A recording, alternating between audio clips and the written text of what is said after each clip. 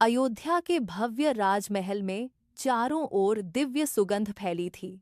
राजा दशरथ ने संतान प्राप्ति के लिए एक महान पुत्र कामेष्टि यज्ञ का आयोजन किया। अग्निदेव के आशीर्वाद से महल की खुशियां 4 गुना बढ़ गईं। माता कौशल्या ने राम को, कैकेयी ने भरत को जन्म दिया और सुमित्रा ने लक्ष्मण और शत्रुघ्न को जन्म दिया। चारों राजकुमारों की किलकारियों से अयोध्या गूंज उठी। समय बीतता गया और बाल्यकाल के संस्कार पाने के लिए चारों भाई गुरु वशिष्ठ के आश्रम पहुंचे। वहां प्रकृति की गोद में राम ने वेदों का ज्ञान प्राप्त किया और धनुर्विद्या में निपुणता हासिल की। गुरु के सानिध्य में राम ने न केवल शस्त्र चलाना सीखा, बल्कि धर्म और न्याय का गहरा अर्थ भी समझा। उनकी विनम्रता और तेज को देखकर ऋषि मुनि चकित रह जाते थे। यह उनके महान जीवन की केवल एक शुरुआत थी, जो भविष्य के संघर्षों के लिए उन्हें तैयार कर रही थी। मिथिला की सभा में सन्नाटा पसरा था, क्योंकि बड़े बड़े योद्धा शिवधनुष को हिला तक न सके थे। तभी राम आगे बढ़े और उन्होंने सहजता से उस विशाल धनुष को उठाकर उसकी प्रत्यंचा चढ़ाई। जैसे ही उन्होंने बल लगाया, वह प्राचीन धनुष 2 टुकड़ों में टूट गया। राम और सीता का विवाह संपन्न हुआ और पूरा ब्रह्मांड इस मिलन का साक्षी बना।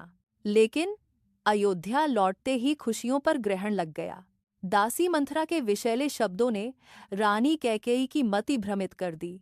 कैकेयी ने राजा दशरथ से अपने पुराने 2 वरदान मांगे, भरत का राज्याभिषेक और राम को 14 वर्ष का कठिन वनवास।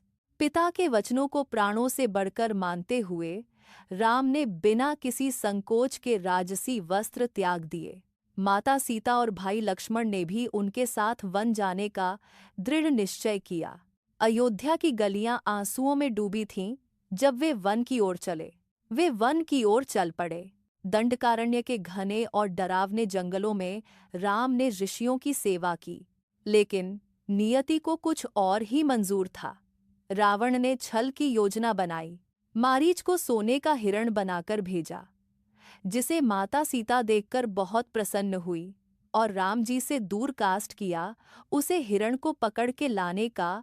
और जब राम और लक्ष्मण कुटिया से दूर थे, तब रावण ने साधु का वेश धरकर सीता का हरण कर लिया। सूनी कुटिया देखकर राम का हृदय विलाप कर उठा। वे वन वन भटकने लगे, पेड़ों और पक्षियों से सीता का पता पूछने लगे। इसी खोज में उनकी भेंट परम भक्त हनुमान और वानर राज सुग्रीव से हुई। हनुमान ने अपनी शक्तियों को जागृत किया और विशाल समुद्र को लांघकर लंका के अशोक वाटिका में माता सीता को खोज निकाला। उन्होंने राम की मुद्रिका सौंपकर सीता के मन में विश्वास जगाया। उनके उद्धार का समय अब निकट आ गया है। राम की वानर सेना अब तैयार थी।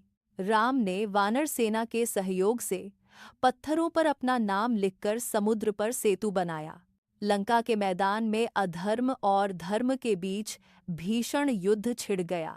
अंततः राम ने अपने दिव्य बाणों से रावण के अहंकार को मिट्टी में मिला दिया। रावण का वध हुआ और बुराई का अंत हुआ। सीता माता को मुक्त कराया गया और उनका पुनर्मिलन हुआ। 14 वर्षों का लंबा वनवास समाप्त कर जब राम अयोध्या लौटे, तो पूरी नगरी दीपों के प्रकाश से जगमगा उठी। अयोध्यावासियों ने घी के दिए जलाकर अपने राजा का स्वागत किया, जो आज भी दीपावली के रूप में मनाया जाता है। राम ने सिखाया कि सत्य का मार्ग भले ही कांटों भरा हो, लेकिन जीत हमेशा धर्म की ही होती है। उनका जीवन हमें मर्यादा और धैर्य की शिक्षा देता है।